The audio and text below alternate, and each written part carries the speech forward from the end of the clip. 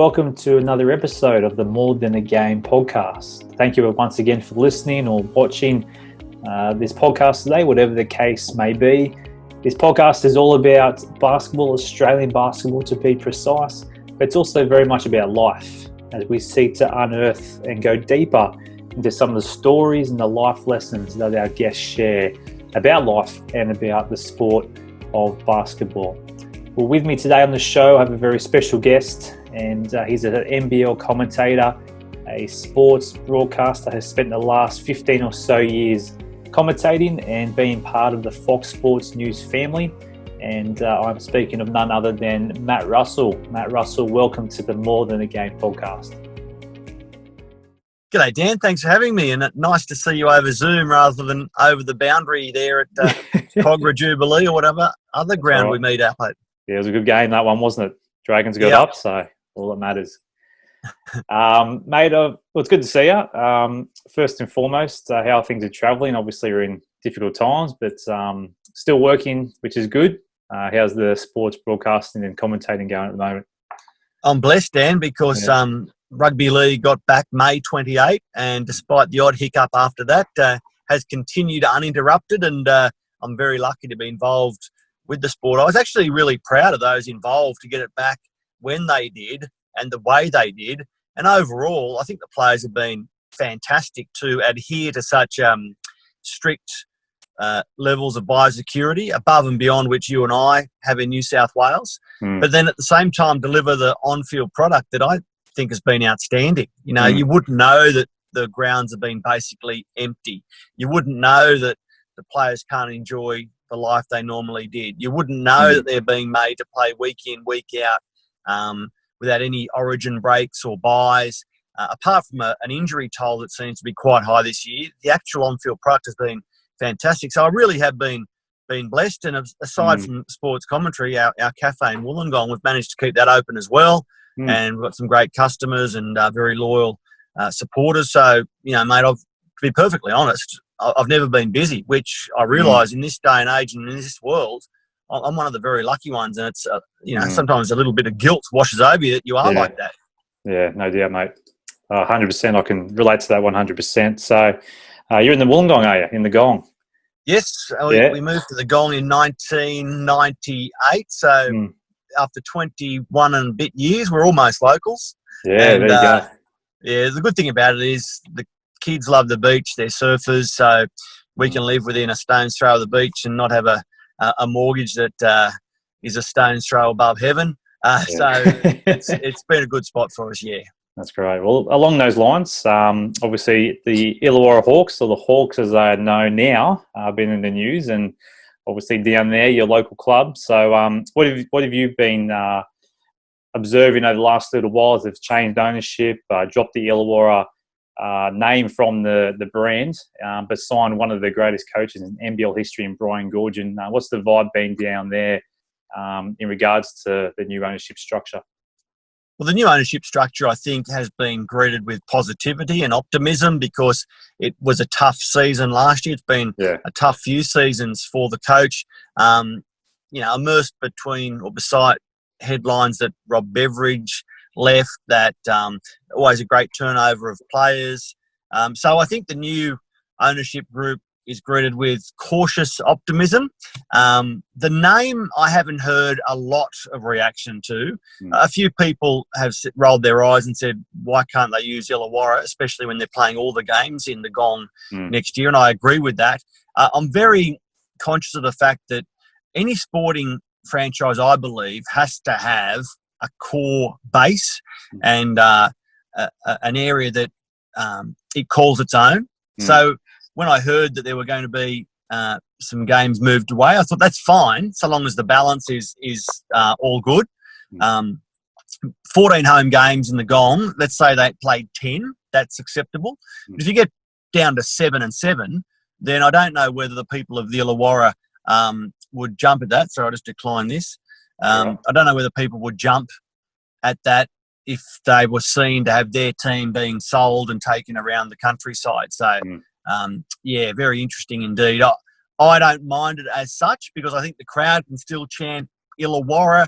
We can still see the Hawks as being from the Illawarra. My only gripe would be if they move too many games away from Illawarra. Let's face it, if you're being grown up about it, if they can sell, for want of a better word, 4 games to other parts of Australia, shore themselves up financially and play the vast majority of games at home, I'm happy with it. Whether Illawarra is in there or not, I don't really care, because the Hawks will always be from the Gong and the broader Illawarra in my mind. Yeah, well said, mate. Absolutely. I'm 100% behind you on that one. Well, let's dive into your career, as we'll come back to the NBL in just a moment. But, as we've said from the outset, there's a lot going on in the world today that's more important than sport. But for me, I find that sport at this time is a great outlet for many. And not just from an entertainment, watching the point of view, but also playing it. And it's just a great outlet, gets your mind off things, especially if you're going through a hard season. And I've always been one, if you are struggling with any type of anxiety or worry or concern, get out there, go for a run, play some sport. It does take your mind off it. With that said, I'm one that's passionate about sport. I see your career, and you are obviously someone who's very passionate about sport. How did that passion arise in your life? I always loved playing sport as a kid. I grew up in an Australian era where, you went to school and you played sport and you played outside. And my staples growing up were soccer, rugby league, cricket. And then as I got older, I branched into rugby union. I just loved sport. I loved watching it. And I love the stories behind the athletes. Now, I was never good enough, despite my best endeavours, to play professional sport. So I did day one of a business course and then got accepted into a sports journalism course in Canberra. And because it was not just open, you had to get accepted, I thought, well, it's silly not to take that opportunity. So I went and studied sports journalism for 3 years, a lot of fun, met some great mates in Canberra at uni. Then went to Orange for my first job at the Central Western Daily newspaper. And then I've always been fascinated by television. When I was a kid, my mum and dad and grandparents used to call me Square Eyes because I watched so much. But I loved sport and I loved television as a medium. I just thought it was fascinating. I went and did a lot of work experience and different sort of days at television stations. So when I got a chance after newspapers in Orange to go into Win Television, I enjoyed that. I love marrying the pictures of sport into a story, putting it to air, putting the best highlights to air and getting to know the athletes. And then I went from Win TV Orange to Win TV Wollongong, where I started doing a bit of news reading, and that was a lot of fun. And then I got a chance to go to Sydney and work at Fox Sports. They started up in 2005, at the very early stages of a 24-hour sports news edition, whereby you had to hit a red button on your Foxtel remote to go to this looping news, 7-minute news package or 7 to 10-minute news package. And I was working on that. So I basically disappeared in the eyes of my friends and a lot of people because it was so, you had to have subscription television, then you had to know how to get to it, then you had to be motivated enough to get to it. But it was the embryonic stages of Fox Sports News. And I was working the day Fox Sports News started. I've been associated with it ever since, and I still am. Work with so many wonderful people there. That has been the highlight. The common-minded people of sports journos, sports news men and women. And it's been a real blessing to be involved with that. And then about 2009, I was asked to audition and do some under-20s rugby league commentary. I got that gig, did that for 3 or 4 years, and then went into NRL commentary from there. And after that, or while I was still doing that, Fox won the rights back to the NBL.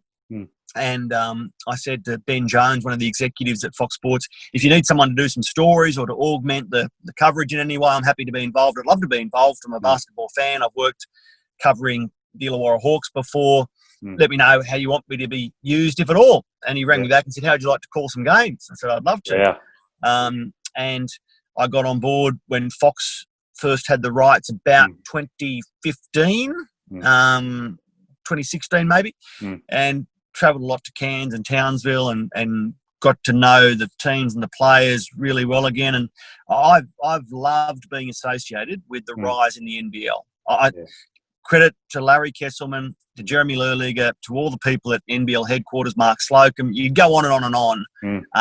A lot of people have done a lot of hard work and put a lot of their own time, energy and money into it. And as a result, it's right there on the cusp of becoming, well, it already is a major player in world basketball. Yeah. And I can see it becoming more and more popular in Australia as the Australian antennae to basketball continues to climb. We're seeing, I walk through the office of Fox Sports and every second desk's got an iPad on it with NBA playing. Now, the NBL will never be the NBA, but as long as it can be competitive, as long as it can have athletes who are climbing their basketball journey or at the top of it, or big names who are just winding down, it's going to have a relevant place in the Australian sporting landscape, and I hope to stay involved with it as it continues to climb. COVID will be a headache for them, but it's a headache for everyone, so there's no reason why they can't beat that. Absolutely, mate. Yeah, well, I'll come back to the rise of the NBL in just a moment. You touched on it just briefly then, but if I can dive more into the commentating, the sports, broadcasting, journalism point of view, one of the key things I find in society, people get a bit upset and frustrated with the media because of the false or speculative reporting. You know, journalism tries to chase a story. It's all about the money and at the sacrifice of truth and the facts of the story. And for me, I haven't known you all that long, but observing you and the way you operate, I think facts and truth are very much important to you when it comes to your storytelling, your journalism. In terms of, for me, it comes back to the issue of integrity. And for me, if you have integrity in your profession, whatever the case may be, particularly in journalism, it's going to go a long way. So I find maybe the integrity within journalism has eroded over time. What are your thoughts about that? And if so, is that a reflection of wider society to an extent? Yeah, absolutely. I think the change in journalism is a reflection of society. The news cycle is so much faster now. So stories come and go. There's so much more vibrancy in terms of let's move on to the next thing. Let's move on to the next thing. Aside from that, there are so many forms of media. I won't go through them because I'll bore you, but there are, compared with 20 years ago, the avenues that you can get your news and current affairs from is multi-layered and varied to unbelievable levels. So everyone is screaming out to be seen, to be clicked on, etc., etc., etc. So I do lament the fact that no one ever questions someone anymore or raises opposition to. It's always person X blasts person B, or scathing critic. Like the terminology around a quote is often inflamed so much that I don't think that does that person justice. And the only way I make myself feel better is that the people involved in the story know that that's just the way it is nowadays, and that no one is actually thinking that they have necessarily blasted or lashed out at, etc., etc., etc. You know what I'm saying? It's the language, and also the fact that the number of times I read some sensational, over-the-top, crazy headline, and then I click on it, more fool me, to the story, and nowhere in the story is the headline relevant to the story. Yeah, that's right. Then you know what? I'm at the point now where I know what websites or what places are hopelessly out of kilter, and I don't click on them. So I think you're actually cutting off your nose to spite your face. You're actually defeating yourself by clamouring for that short-term hit in terms of long-term reputation and readability or readership. So, and if that's happening with me, I guarantee it's happening with other people as well. That's right. But it is a changing landscape. I know why. I can see why. In the old days, I was told the basic pyramid story, whereby you formed a pyramid that each paragraph could survive on its own. And every new paragraph was a trip from the top down the pyramid, where at the very bottom, if you had to lose that bottom bit, the rest of the pyramid still stood up and the reader left without needing to know more or without missing out. Nowadays, the headline is in the last paragraph because they want you to go all the way through it. I don't want to sound like a cranky old man or a man from a past generation, but it's just very different. And I realise that part of the fault is with me. I have to learn to accept that, and I have to learn to know that's the way of the world these days. And you've got to be savvy as a news consumer. You've got to be, you've got to switch your mind on and accept some responsibility. I'm not going to get caught up in that fear. I'm not going to get caught up in that slightly over the top misreporting. I'm going to trawl different sites, make my own decision, and go from there. Yeah, also, mate, again, one of the key things I've also learned, not just in, like you may not have noticed, but I studied journalism too a long time ago. So I didn't know that then. No, I did, mate. It's up there on the wall, the Bachelor of Communication and Media Studies from the University of Wollongong. So yeah, had a good crack. But one of the things I learned in my time studying it was the importance of adaptability as well. So we talked about integrity in reporting and journalism. Adaptability is something that's really key to be a good journalist, I find. And you've mentioned it from the NRL, the NBL need to go down this path. Sports will need to adapt in this, organisations, companies, you hear it all over the news, the government need to adapt. So it's an important characteristic that the world needs to learn if we are to move through this and I guess come out the other end unscathed in many ways. But from a journalism point of view, how important is adaptability in your career? And do you have any highlights or times that you've had to adapt to a certain situation and reap the benefits of that? Yeah, I think adaptability comes back to sometimes you're doing a sports story and you might have an opinion in your head, or you might have a way you think the story's going to go. But as you do it, you've got to adapt and think, hang on, it's not going to unfold the way I thought it was. I've got to remove that from my mind and follow where it's actually taking me. Or, remove your preconceptions and just allow the story to go where it wants to go, whether it be even a football game or a basketball game that you're commentating. You might have preconceived notions of what's going to happen and who's going to star.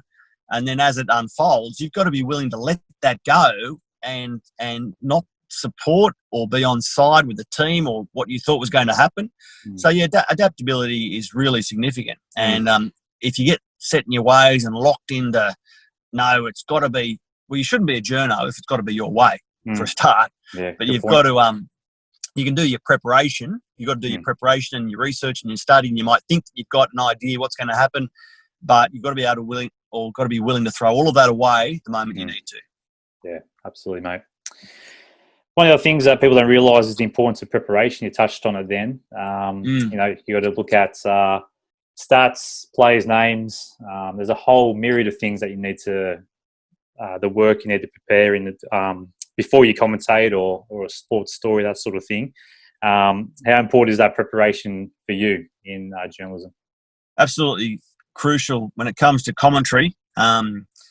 You've got to have you can do hours and hours and hours. I always laugh that, associates might say to you, what do you do when you're not calling the footy? You must have a pretty easy week.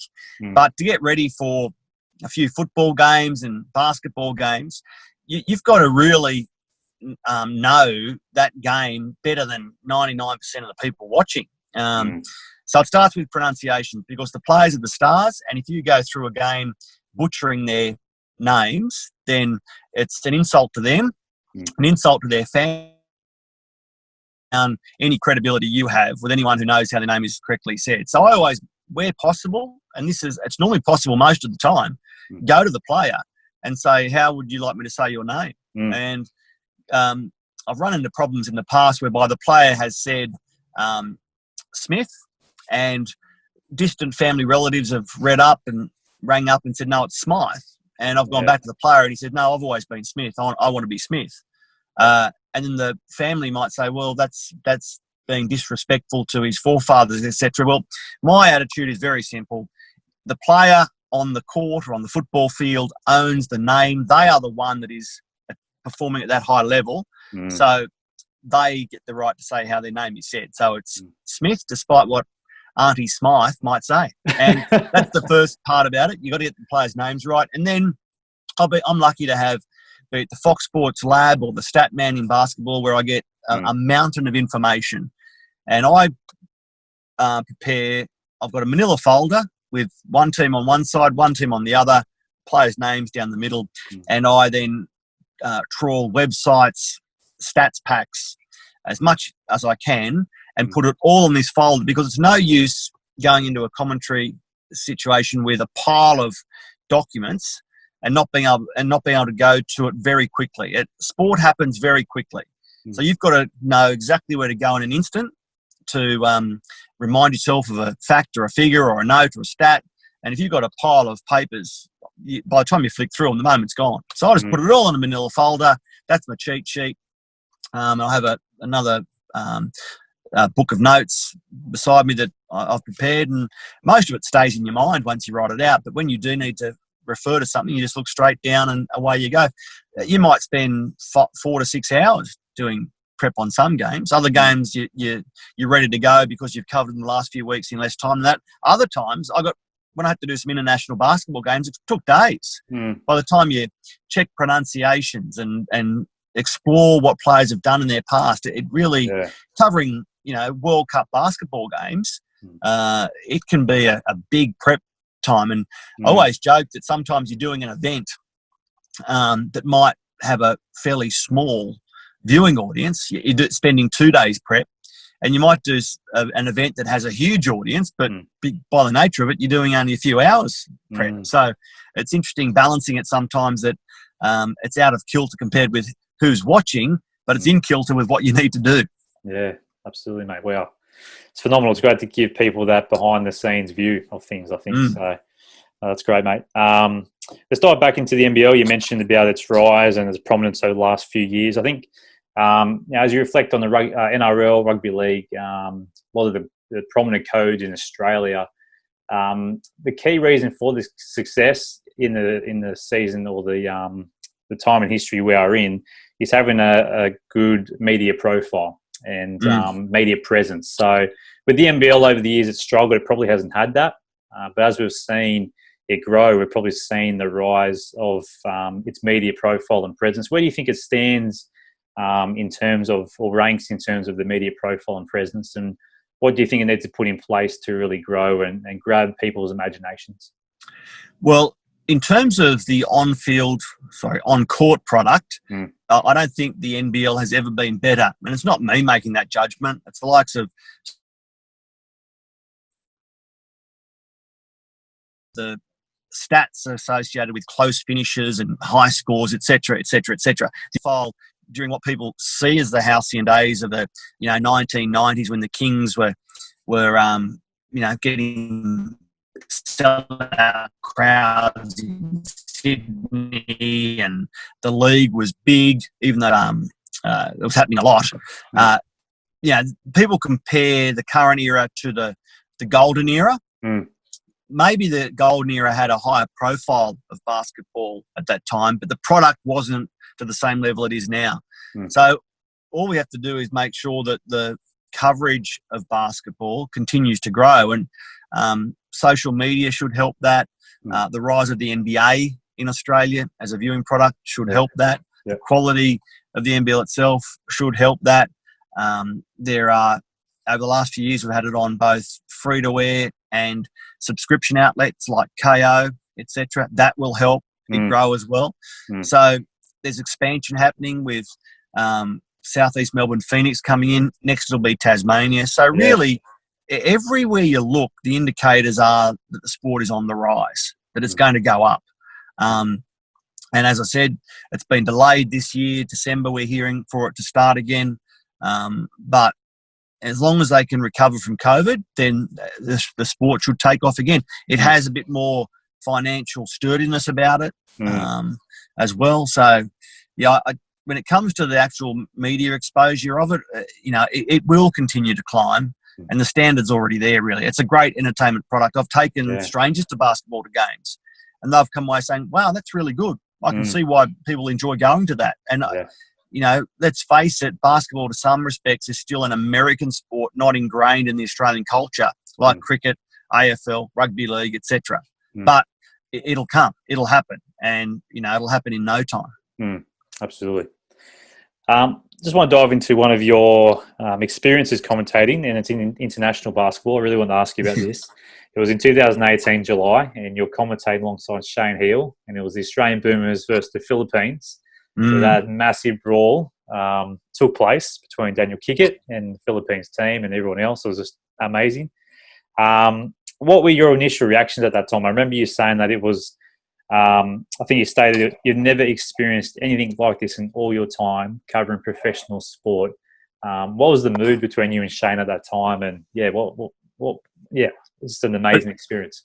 Dan, it's a good story because it was Australia-Philippines. It was a World Cup qualifier. Australia was expected to win easily, and we thought the biggest story here might be the fact they're playing in a 50,000-seat stadium. And we were told that, the people in the Philippines were going to get out in numbers, and this was going to be an amazing atmosphere at an amazing stadium. And the Boomers were going to be, in front of this huge audience. So that was going to be, and it comes back to adaptability, that was going to be the big story of the game. When we started commentary, it was a world feed. So very early on, before we even went to air in Australia, we could see that the crowd wasn't there. And doing a bit of research, we found out that the ticket prices, I believe, had been jacked up to an extent that the Filipinos protested by not going. So the crowd of 55,000, whatever it was meant to be, didn't eventuate. It was more like 10, which ultimately proved very, very lucky. It was very lucky. So there'd been a little bit of hostility in the lead-up regarding some training sessions where they call it the decal, the advertising on the court, was seen to be not quite right. Australians were slipping on it, so they ripped it up. The Filipinos thought that was disrespectful. Then during the warm-up to the game, tradition has it, I'm told, that you don't cross the centre court line when you're doing your shoot-around to warm up. And the Philippine team members, I think, might have been in breach of that on occasion, and the Australians had a little bit of aggro back at them. So at this point, it's, a bit of nip and tuck in terms of the hostilities. And then as the game went on, there were a few other incidents that the Aussies turned a blind eye to. And this is in the middle of the night. This is 1 o'clock in the morning. So we're thinking Australia v Philippines. It's a World Cup qualifier that we have to cover. The audience is not going to be huge at that time of morning. So we'll get through it, do it professionally, give it respect that it's an Australian international for the Boomers, etc., etc. And we call in the game, the Australians leading well, the crowd isn't there, so you think, right, the biggest storyline hasn't eventuated, we're just going to win this and get home to bed, move on to the next game. Then all of a sudden, it's like someone threw a sprinkling of crazy dust over the air, and the game just exploded. And anyone who has seen it will know what I refer to. It just became a vicious all-in brawl whereby Australians were pinned under chairs, there was kicking, there was flying fists, Chris Goulding trapped on the ground, a chair over his chest. It was actually, the level of attack was quite sickening in that it wasn't a couple of blokes standing toe-to-toe having an old Donnybrook. It was dead set street crime, gang fighting type of crap. And I use that word deliberately. It was yucky. It was crap. It's not the way that men should go about. Men should settle their differences by talking it through, I suppose. But when it does escalate and blokes stand face to face and push and shove, I remember thinking that, straight away in the back, you're saying one thing and you're thinking something else. So I'm thinking this is going to be huge news. This is going to reverberate around the world. The US is a huge market. They're going to be all over this in terms of an international between Australia, who the US knows quite well, and the Philippines having this sort of violence and flare-up. This is going to... So I thought to myself, firstly, you've got to, switch your brain on and you wake up real quick. Then I thought to myself, you don't want to get caught up in the emotion of seeing Australians pinned on the floor and kicked and beaten. I thought just treat it very professionally, very factually, and let the viewers at home make their mind up. It's not up for you to be screaming about what was good and bad about it. It's up to you to portray the story as moderately as possible and let everyone else decide. Now, interestingly, I just before the game started, I thought, now who's refereeing this game? And I looked at the names, and they were complicated, long names. And I thought, part of me thought, don't worry about that. But I just couldn't leave it. So I wrote the referees' names down, and I also wrote them down phonetically so I could say them quickly and practice them. And I look back and I think, how easy would it have been not to know who the referees were and not to be able to refer to them as they were on shot, dealing out their punishment. So that was really lucky. And I have total admiration for Shane Heal, who has worn the green and gold. He's there as an expert. He's not there as the play-by-play. So he could have easily lost himself in the moment. But he also was so balanced, I believe, and really professional. And it sounds a bit condescending to say I was proud of Shane Heal, because it's not up to me to be proud of him. He should be proud of himself, and Australia's proud of him. But I was. He did his job magnificently. And the only time I started to see him getting a bit frayed was when the Filipinos were posing for selfies and treating the matter with levity, that we had to take some deep breaths and move on. But it was a crazy night. When I got home, I couldn't sleep. You were thinking about what had happened. And then the phone started ringing at 5:30, and I reckon I did about 40 radio interviews the next day about, a lot of people would think that we were there, but we just don't have the budget or the ability to get there and back. So we called it what we call off tube, where we watch it in a studio. They beam the pictures in from the venue, and for all intents and purposes, there's a huge screen in front of you with all the ambient sound. You can hear the referees' mics, etc., etc. You are there, but we weren't actually there. So when I was doing these radio interviews the next day, every second host thought that I was there or in transit coming back. But I'd actually just got off the phone from someone else, telling them about what happened, and out of it, the FIBA took a long while to hand down any punishments. And I think the Boomers should be proud of themselves. I think Shane Heal should be proud of himself. And it was just an ugly incident in world basketball, the likes of which I hope I never see again.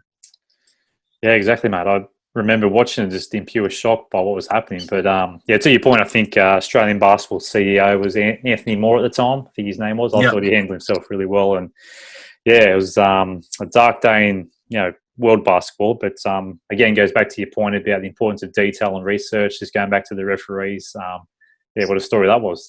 Picking those up. You know who was really great? Luke Longley. He was the one who had the foresight to stop the other Boomers from running on to help their on-court colleagues, because that's an automatic ejection, and that's what the Philippines paid a price for. But Luke had great foresight there and it must have been so hard. If you see your friend in trouble, you want to go to his help. But I think it was Matty Dellavedova and a few others actually stayed at their bench because Luke was saying, no, you've got to stay here. And then Luke Longley assumed a leadership role in terms of getting them safely out of the venue and back to the hotel. They actually went to a different hotel to hide, essentially. Not that they would want to be described as hiding, but they certainly had to take precautions to make sure that they diffused any further situations.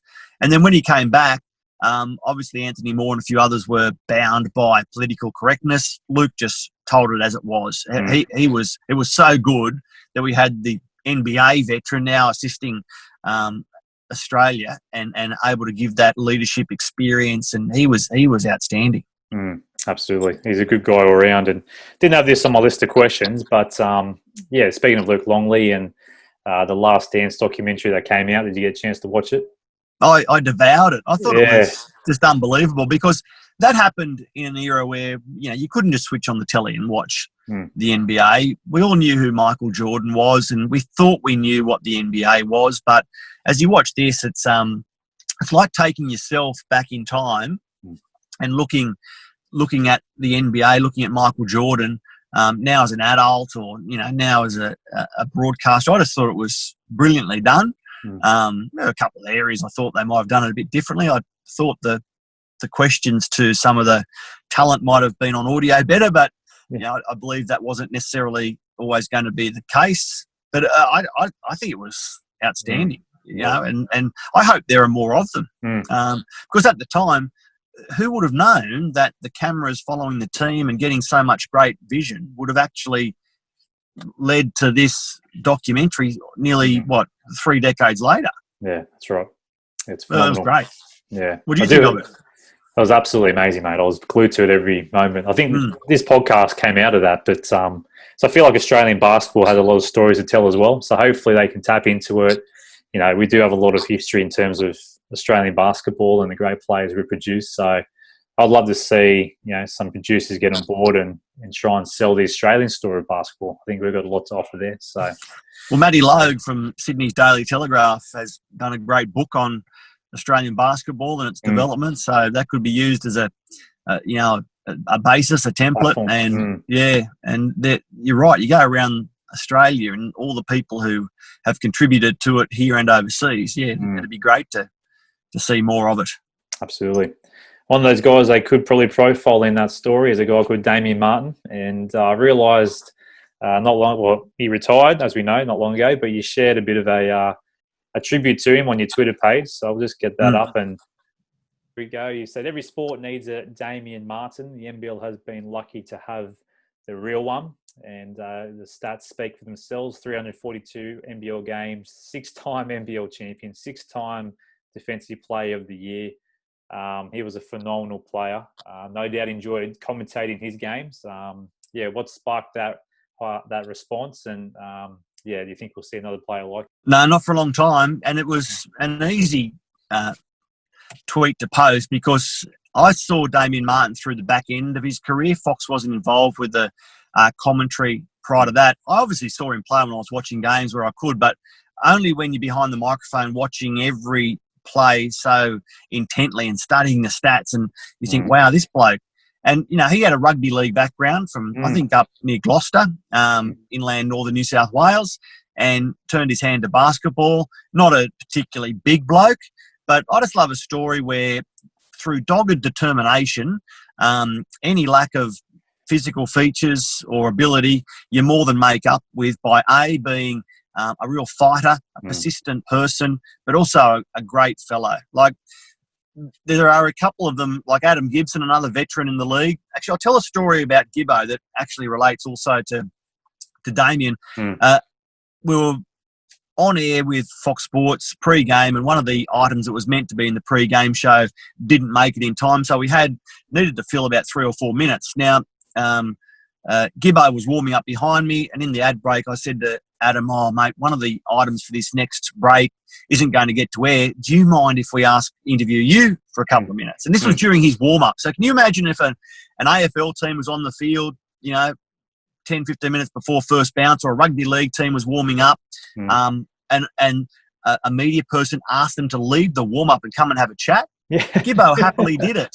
And there's been times where Damian Martin, before huge games, has had to put himself out to come and be part of the broadcast, to talk up the game, to talk up the sport, and he's been happy to do so. They're selfless people who realise that, hey, I'm a professional sportsman, but I'm not an egotistical, arrogant sportsman. I'm a giving person, and I'm going to do this because I want to help my club, I want to help my reputation, I want to help my sports reputation, and I've done that. And I wish Gibbo all the best. He's so loved because he deserves it. There's nothing fake about him. No. He's just a champion professional athlete who I hope stays involved with the sport in some capacity. Already we're going to have the Defensive Award named after him. Yeah, that's right. But I hope he's involved in other ways as well. Absolutely, mate. Well said, as always. But, great player, and no doubt will be hanging around the sport, as you said. Just quickly, a couple more questions for you. As you've commentated over the last few years for the NBL in particular, are there any other players that have really stood out in terms of ability and maybe while you've been commentating, just been stuck in awe of their ability and their and the way they go about things? Yeah, I'll go back to when the Hawks won their championship. It was like a triangle of power. You had Brendan Joyce, a blue-collar coach who loved and fit in so wonderfully in Wollongong. You had Glenn Saville and Matty Campbell, who called Wollongong home and actually still do. They were adopted very quickly by the locals, and now they're Wollongong through and through. And fantastic people and great basketballers. And on that triangle, you also put the owner at the time, John Carson. That's why they won the championship. But they also won the championship because of Damon Lowry. Diminutive Damon, who reckoned he could fix any ill with a bit of apple cider vinegar, as he used to tell me. Just put a bit of apple cider vinegar, that'll be gone in no time. I've butchered his accent, but you get the gist. He was a character, right? He was a really good person to talk to be around. And when those free throws, when he was, as he put it, hacked, nearly murdered by Darnell Mee and sent to the free throw line, needing to make all three. And then the theatre, with that third free throw, hitting the rim, is it 7, 8, 9 times, and then dropping to send them through to the grand final series where they beat Townsville. Yeah, there are a couple of my favourites from a different era. In the modern time, it's really hard to narrow it down because there are so many of them. I've liked the swagger of Chris Golding. I love seeing the sweet shooting Jason Kadee. I love the defensive application of Damian Martin. You can go on and on and on. There's someone in every team who you think, wow, that's great to be involved with. And, Bryce Cotton's shooting, the standard of the Americans, that we now attract is outstanding. Yeah. And then the other day when I called Angus Glover in his Australian debut, having come back from repeated horrible knee injuries, with a bit of dad's hamstring in there to help rebuild the knee, there's a great story and there's a star of the future. Yeah. And there are others as well, be it young, old, or in between. I could give you 2 or 3 out of every team. Yeah. But I liked Robert Rose. I loved his competitiveness. There are plenty of them. Yeah, there sure is. Again, the importance of putting a documentary series together, possibly, to showcase them all. But just finally, you've mentioned a few of the player movements that's been happening. Angus Glover going to the Sydney Kings for starters. As we move towards the NBL season, which we know now will be in December, are there any teams and any rosters that you've seen starting to unfold, or any teams that you've looked at and thought they're going to go really well this coming season?